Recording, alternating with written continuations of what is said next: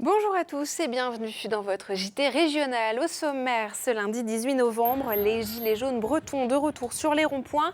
Ce week-end, plusieurs mobilisations se sont déroulées pour marquer les 1 an de ce mouvement. La participation était très faible. À Brest, les habitants de plusieurs quartiers se sont retrouvés pour dire stop à la violence. Ils ont organisé une marche dans la ville et ne veulent pas être défaitistes face à la situation. La technologie s'invite partout, même dans les maisons de retraite. Des nouveaux robots sont créés pour aider à la prise en charge des personnes âgées, des outils auxquels doivent être formés les étudiants en aide à la personne. Nous verrons cela à Plouigneau. Et je vous le disais en titre, les Gilets jaunes se sont retrouvés tout le week-end pour l'acte 53, 1 an après la naissance de ce mouvement social. En Bretagne, des mobilisations se sont déroulées dans plusieurs villes de la région, comme vous le voyez sur ces images du Télégramme. Les participations sur ces mobilisations étaient un peu partout assez faibles. La question de la fiscalité et des revenus est toujours au centre des préoccupations des mouvements. Écoutez Cédric Lefebvre, l'un des Gilets jaunes de Vannes, au micro de Fanny Cocconnier. Avec tout ce qui se passe, que ce soit pour les chômeurs, pour les étudiants, les infirmiers, les pompiers, qui se sont retrouvés malheureusement dans la même situation que nous, c'est-à-dire à se faire frapper, à se faire gazer lors de la manifestation. Je pense qu'il faut absolument que les gens comprennent que on n'est pas des casseurs, déjà premièrement, il faut pas l'oublier de dire, on n'est surtout pas des casseurs. Et les 1 an, c'est le moyen justement d'essayer de retrouver ce qu'on a perdu après la démolition des cabanes au mois de décembre. Et des tensions sont apparues à Lorient dans le cortège des Gilets jaunes. Plusieurs d'entre eux ont été interpellés. Les autres mobilisations du week-end dans la région se sont déroulées dans le calme. Les street medics étaient présents sur place en cas de problème. Martin Coel a suivi ces sauveteurs. Voilà, il y a essentiellement des compresses, du spray désinfectant, de quoi faire les premiers soins en attendant de les orienter vers les services compétents comme les pompiers ou autres. Ils sont les anges gardiens des manifestants. Les street medics viennent en aide aux blessés lors d'affrontements avec les forces de l'ordre, par exemple lors de l'utilisation de gaz lacrymogène. Donc on se sert du spray pour les carreaux par exemple, et pour un flacon comme ça, on met 3 doses de Smecta et on complète en eau. Moi, il y a une chose que j'accepte pas du tout, c'est l'injustice, et que des gens qui viennent manifester se fassent gazer à titre gracieux, ça me révolte un petit peu. Donc je pense que ces gens sont en droit d'être protégés, entre guillemets, quoi. Qu'ils soient infirmiers, pompiers ou qu'ils se soient spécialement formés au secourisme, les street medics travaillent toujours en équipe pour mieux gérer des situations d'urgence. On a eu quelqu'un en détresse qui s'est pris un morceau de grenade de dispersion dans la main.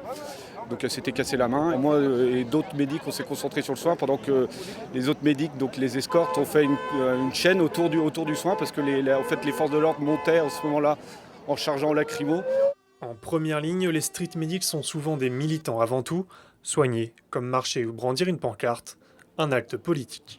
Après, je valide pas la violence qu'il y a au sein des manifestations. Mais bon, comme je dis, nous, on est là pour les manifestants, mais pas que. C'est-à-dire que si on voit des forces de l'ordre qui sont dans la détresse, on ira les aider aussi. La majorité du matériel utilisé par les street medics provient de dons, de la part de pharmacies ou encore de particuliers. Et à noter que vous pouvez toujours revoir notre émission spéciale consacrée au 1 an des Gilets jaunes en Bretagne sur les sites internet de TBO et TB Sud. Nous poursuivons notre passage en revue de l'actualité régionale avec votre chronique Toute Image La Bretagne en 5 infos, préparée aujourd'hui par Arthur Malter. Le procès du meurtre dit de l'Hôtel de Ville s'est ouvert à Brest ce lundi. 3 hommes vont comparaître pendant 5 jours pour la mort de Christian Doukit, dont le corps avait été retrouvé le 9 juin dernier, partiellement brûlé, avec des traces de coups à la tête. Une transaction de 20 € de cannabis d'une qualité jugée insuffisante par la victime serait à l'origine du meurtre. C'est désormais le parquet de Lorient qui est chargé de l'affaire Le Squarneck. 250 victimes potentielles de l'ex-chirurgien soupçonné d'agression sexuelle sur des enfants et des adolescents ont été identifiées, dont une centaine dans le Morbihan et 23 dans le Finistère. L'homme, âgé de 68 ans, est en détention provisoire depuis mai 2017. Un premier procès devrait se tenir en mars prochain. Moment d'émotion samedi à Trémel dans les Côtes-d'Armor où une stèle en l'honneur de Guillaume et Marie Lequéré a été inaugurée. D'octobre 1943 à octobre 1944, le couple a caché la famille Lévy, une famille juive installée à Morlaix, leur évitant la déportation. Une action qui leur a valu d'être reconnue juste parmi les nations en 2017. Coup dur pour Thomas Coville et Jean-Luc Nélias sur Sodebo 3. Engagé sur la Brest Atlantique, le maxi trimaran a heurté un objet flottant non identifié et cassé son safran tribord dans la nuit de dimanche à lundi, alors qu'il naviguait en direction du Cap en Afrique du Sud. Les 2 skippers et leur médiaman Martin Kérusoré sont en sécurité, mais avancent désormais à vitesse réduite. C'est peut-être votre dernière chance d'aller voir Céline Dion aux Vieilles Charrues cet été. L'association carésienne du Téléthon va proposer 5 places à gagner à sa tombola.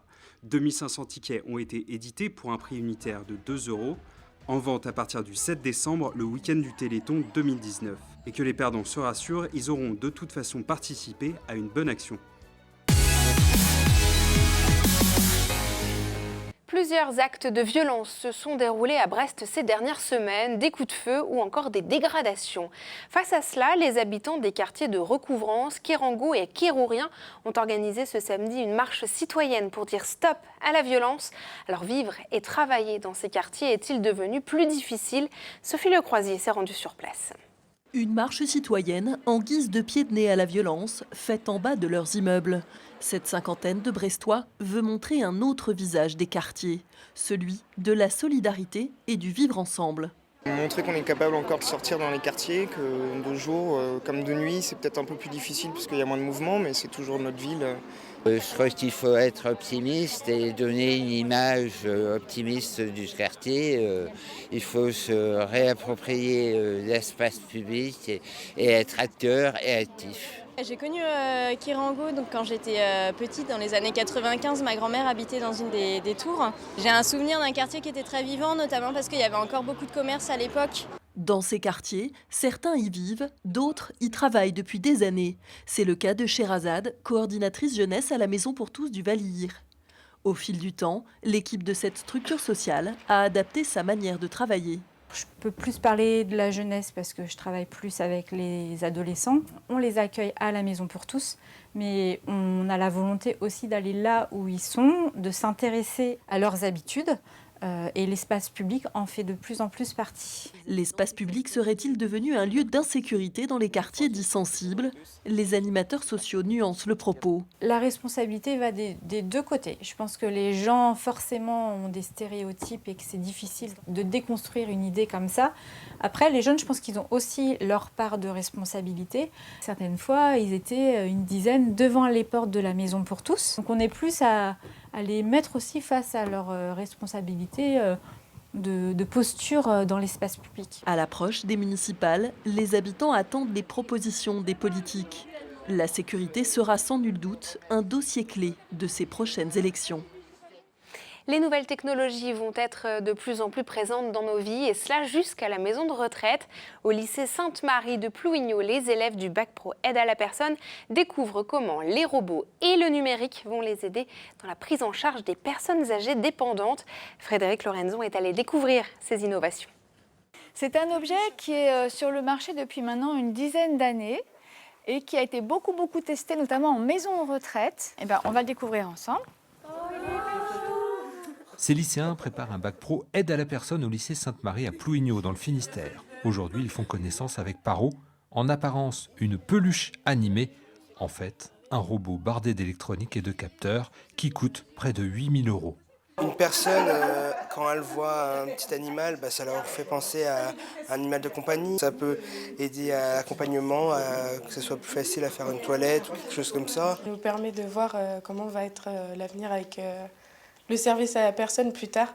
Paro est capable d'interagir avec les seniors atteints de troubles du comportement. Pour cette consultante, la robotique dans le domaine de l'aide à la personne est désormais un élément incontournable. On a une population à aider qui est vraiment grandissant et en face, on a des problèmes de recrutement, des problèmes ou des questions liées au nombre de personnes disponibles pour aider, pour accompagner.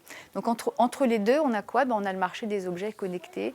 Pour le lycée, sensibiliser et former les étudiants à l'utilisation du numérique et de la robotique est indispensable. Mais c'est toujours l'humain qui est bien au centre. Les robots qu'ils ont pu aborder aujourd'hui, les nouvelles technologies qu'ils ont pu voir aujourd'hui, ne sont que des outils qui vont permettre d'améliorer l'accompagnement de la personne dépendante, fragile.